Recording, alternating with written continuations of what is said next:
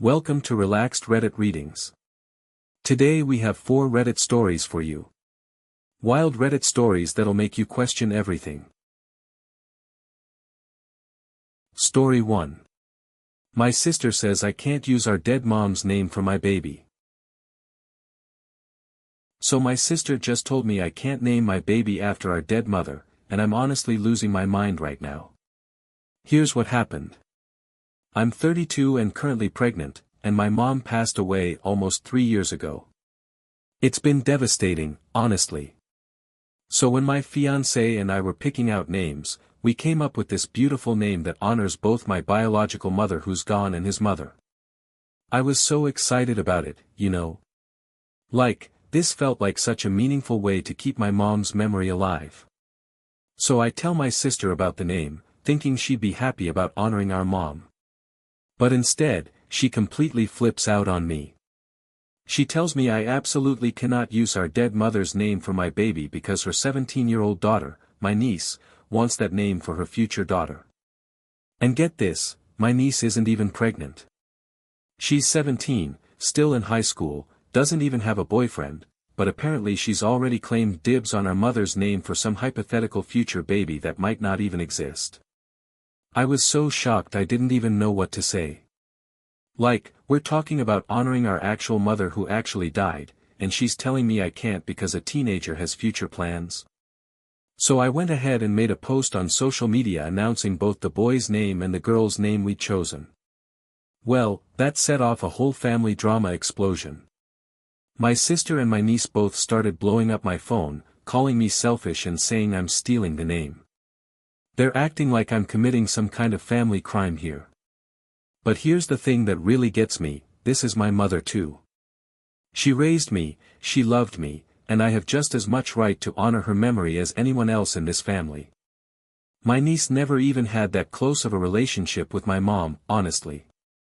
And we're supposed to put our actual pregnancy on hold for her imaginary future baby? The whole family is getting involved now, taking sides, and I'm starting to feel like I'm going crazy. My fiancé thinks we should stick with the name because it means so much to us, and honestly, I agree. This isn't about stealing anything from anyone.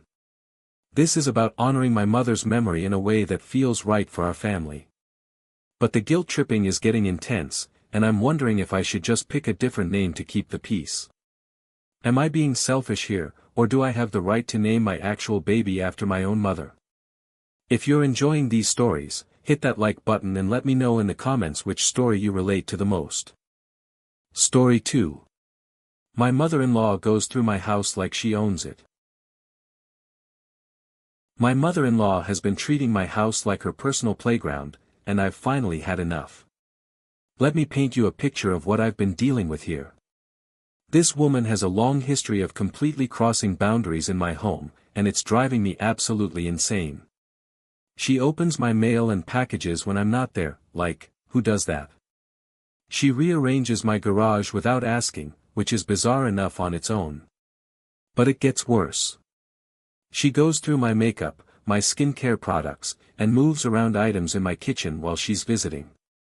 And here's the kicker, she usually does all this stuff when I'm not even home. For context, my own parents would never dream of doing any of this. We've never set any expectation that family members can just do whatever they want in our house. This is basic respect we're talking about here. So the final straw happened recently when I discovered she'd been going through our bedroom and bathroom areas.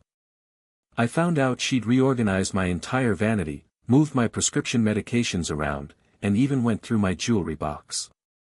When I confronted my husband about it, he just shrugged and said, "That's just how my mom is. That's just how she is." Are you kidding me right now? I told him that his mother is no longer allowed in our house without supervision. If she wants to visit, either he needs to be there watching her every move, or she can meet us somewhere else. I'm not dealing with this invasion of privacy anymore. But now my husband is saying I'm being too harsh and that I'm trying to damage his relationship with his mother. His whole family is getting involved, telling me I need to be more understanding because she's just trying to be helpful. Helpful? Going through my personal belongings and medications is helpful? I don't think so.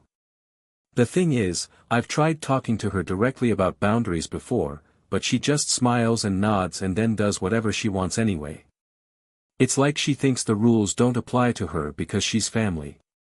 My friends think I'm completely justified, but my husband's family is making me feel like I'm some kind of monster for wanting basic privacy in my own home. What would you do if someone kept going through your personal stuff? Story 3. I don't want my girlfriend to travel with me because she only eats like a kid. So I'm about to sound like the world's biggest jerk, but I don't want my girlfriend to travel with me because she's such a picky eater that it's honestly embarrassing. Let me explain before you completely write me off here. My girlfriend is 36 years old, but she eats like she's 6. She says she can't eat any vegetables, not won't eat, but literally can't eat them. And honestly, eating in general is a huge challenge for her.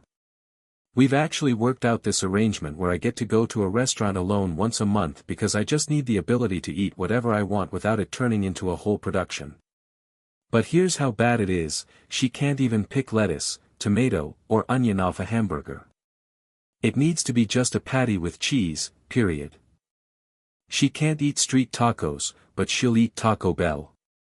Do you see the problem I'm dealing with here?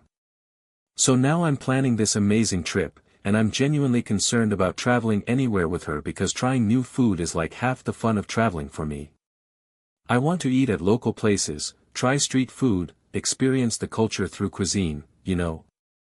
But with her, we'd be stuck eating at McDonald's and Subway in every city we visit. It's not just about the food though, it's about the whole experience. I can already picture us walking past amazing local restaurants while I'm desperately searching for the most basic, kid-friendly option available. And honestly, it's kind of embarrassing when we're out with other people and she orders chicken nuggets at a nice restaurant. I feel terrible even thinking this, but I'm starting to wonder if we're just not compatible in this really fundamental way. Food and trying new experiences together is important to me in a relationship. I've tried talking to her about it, but she gets defensive and says she can't help how she is. And maybe she can't, but that doesn't mean I have to sacrifice every travel experience I want to have. I'm considering just telling her I want to do this particular trip solo, but I know that's going to cause a huge fight. She'll probably think I'm ashamed of her, which maybe I kind of am. I don't know, maybe I'm being completely unreasonable here. But am I wrong for wanting a partner who can actually experience the world with me instead of limiting us to chicken nuggets and plain hamburgers everywhere we go? Story 4. My friend got kicked out and I said no when she asked to come over. My friend got kicked out by her mom and asked if she could crash at my place, and I said no, and now I'm wondering if I'm a terrible person. Here's the whole situation. I have this friend who's constantly going through some kind of drama and always needs help. Like, always. It's exhausting, honestly. So recently, she calls me saying her mom kicked her out and asks if she can come over to my place until her boyfriend picks her up later that night. Now, here's the thing you need to understand. I just got my first apartment after working incredibly hard to get it. Before this, I was living with other people for years, and I got really tired of dealing with other people's mess, their stress, and their complete lack of boundaries. Getting my own place was like finally having a sanctuary where I could just breathe and not deal with constant drama. And this friend, she's sweet, but she's a lot. Every time she comes over, it turns into this whole production. She'll start crying about whatever's going wrong in her life, she'll make a mess, she'll want to stay longer than planned, and somehow I always end up feeling responsible for fixing her problems. I've been down this road with her so many times before. So when she called asking to come over, I felt this immediate sense of dread. I could already picture how the night would go. She'd show up upset, probably want to vent for hours about the fight with her mom, and then her boyfriend would be late picking her up or wouldn't show up at all, and suddenly I'd be stuck with her for the entire night or maybe even longer. I told her I couldn't have her over, and she completely lost it. Started crying, saying she had nowhere else to go, that I was her best friend and she couldn't believe I'd abandon her when she really needed me. The guilt trip was intense. But here's what really bothers me, she has other friends. She has her boyfriend. She has other family members. But somehow, I'm always her first call when things go wrong, and I'm expected to drop everything and save the day. It's like I've become her personal crisis management service. I worked so hard for this apartment and for some peace in my life.